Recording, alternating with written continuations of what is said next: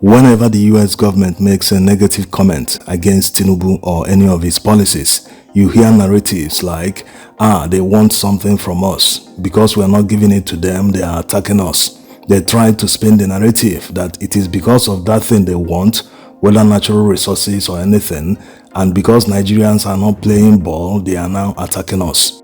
But when they make a positive comment, they now start saying, it's an affirmation of what we've been telling Nigerians, that Nigeria is working, blah, blah, blah. And to see the double standards in these narratives, when the US government led by Barack Obama was pushing for a regime change in Nigeria, that's more than a decade ago, the narrative never changed. The same people that are spinning narratives today never said it was because they wanted something from Goodluck Jonathan and Nigerians. And because he wasn't giving it to them, that was why they were attacking him at that time. As a matter of fact, the then US President Obama held meetings with northern governors. He held meetings with Buhari and many APC loyalists. So this latest jab from the US mission in Nigeria proves that Tinubu is not able to lobby the Trump administration. Remember, under the past administration in the US, that's under Joseph Biden, the US mission never threw this kind of jab at Tinubu. It was almost like they were in bed with him. But since Trump came to power, many things changed.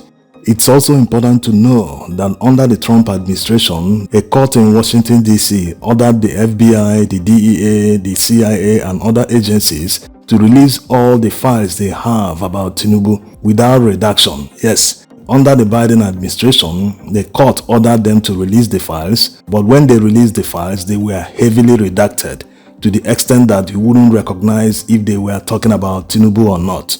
But this time around, under a new sheriff in town, the court ordered them to release these files without redaction so that we can truly see the extent of what he did in the United States. Tinubu was investigated by the FBI and the DEA for drug-related offenses. He eventually forfeited $460,000 being proceeds of drug trafficking. So it seems the Trump administration is not trying to favor anyone. They are not covering up for anyone. They are being as transparent as they can. So it's not a surprise that the US mission in Nigeria posted this on their verified X handle. They quoted 3 articles, the Africa Report from Budget IT and another CISLAC Nigeria. After that, they added their own comment, saying, such alleged lack of fiscal responsibility fuels inequality and erodes public trust. While Nigerians are urged to endure economic hardship like labor pains, some governors are splurging billions on new government houses. Budget IT warns that instead of funding schools, clinics, or agriculture, leaders prioritize buildings they barely use. The last one adds, there is more money, little accountability, and no priority. Not that this is worth celebrating, or that people should start saying, the US is coming to save us, we should now relax and wait for them to save us. No. Every country in the world, including the United States, whatever they do in the international scene, whatever is their foreign policy, is always about them. They always take care of their interest. Who wouldn't do? Yes, that's the reality. Forget the fact that Nigerian leaders or African leaders don't care about their people. Yes, they like to sit on the throne, they like to govern their people, but all their policies seem like they are always against their people. They are more interested in looking good abroad. They are more interested in taking care of the needs of foreigners instead of their own people. So it's not as if this is worth celebrating, but this is the time for the opposition to push harder. Yes, no one is coming to save you. You have to save yourself. And when you save yourself, you are better off. You don't have conditions attached to them. Whenever a foreign country saves you, there are always conditions. Yes, you must pay back. It's like a loan that you must repay. That's how it works.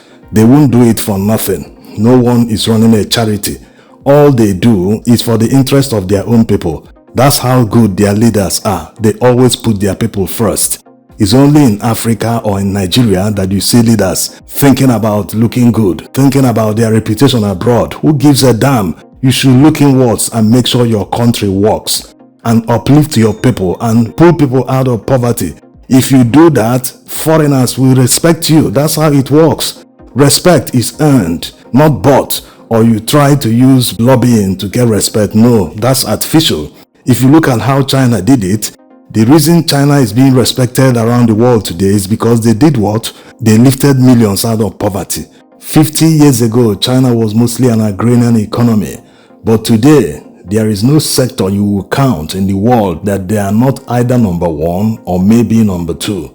So what they've done is nothing short of a miracle. It also shows that if leaders commit to a vision and judiciously work towards it, there is no dream that is not achievable. It's also a shame that Nigeria's GDP was once higher than that of China. But today, Nigeria's GDP can maybe be compared to one city in China. So like already said, the opposition should go harder, not just because of political gain, but to mount pressure on this administration. Because ultimately, it is Nigerians that are losing. Yes, if a government comes to power and wastes 4 years, it is Nigerians that lost, not the politicians, because they have been there enjoying all the trappings of office, even stealing on top of everything with all the corruption that is going on, fixing their people in power in places of influence. So Nigerians always lose when a government fails to perform. Just like the last decade can be counted as a loss to Nigerians. Imagine people who were 20 years in 2015. Today they are 30 years. Maybe they are still looking for jobs. They are going from mouth to mouth. So there is practically no future. When their colleagues in other countries are busy employed, some have already bought homes, many are already family men with 4 kids raising their family, while a Nigerian youth that is 35 years or even 40 years doesn't even have a girlfriend, not to talk of being married. He can't pay for house rent, he doesn't have an access to a mortgage to buy his own home, he can't buy a car. He's practically existing, not living the good life. So Nigerians should join the opposition and mount pressure on the administration so that they can focus on governance. Since after the backlash that followed the fuel subsidy removal and the subsequent devaluation of the naira, they've been in campaign mode, trying to defend themselves instead of focusing on showing workings. If Nigerians are seeing what they are doing with the petrol subsidy money, then there are no problems. But they can't show what they are doing with the money. On top of that, they are borrowing billions of dollars every day. The past 2 years alone, they have borrowed about 70% of Nigeria's GDP. Can you imagine that? Where are they investing all this money? The worst part is, all the major projects they have executed are non-priority projects like the coastal road, which as at the last time, they only commissioned about 30 kilometers out of 700 kilometers. In Abuja, they spent more than 30 billion naira renovating a conference center when many hospitals and schools are lacking basic amenities. In a country they said is nearly bankrupt, how is it justifiable that Tinubu bought a new presidential jet when there are up to 5 or more in the presidential fleet? Are we going to talk about the 90 billion naira he spent sponsoring people to Hajj?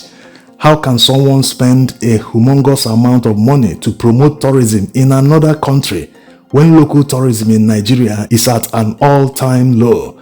Not to talk of international tourism in Nigeria. Nigerians can't freely move around their country because of the high cost of transportation, followed by terrorism, kidnapping, and general insecurity. So these are the issues the government should be tackling, not playing politics with everything. This is why Nigerians should take the 2027 presidential election very seriously. If you fail to come out to vote and defend your vote to the last collation center, then you will have yourself to blame.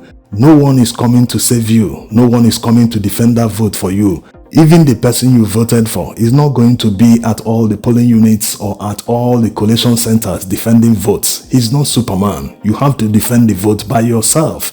Organize yourselves at your local polling units. The good guys will always outnumber the bad guys. Use everything in your power to defend your vote. It is your civic right. Thanks for watching.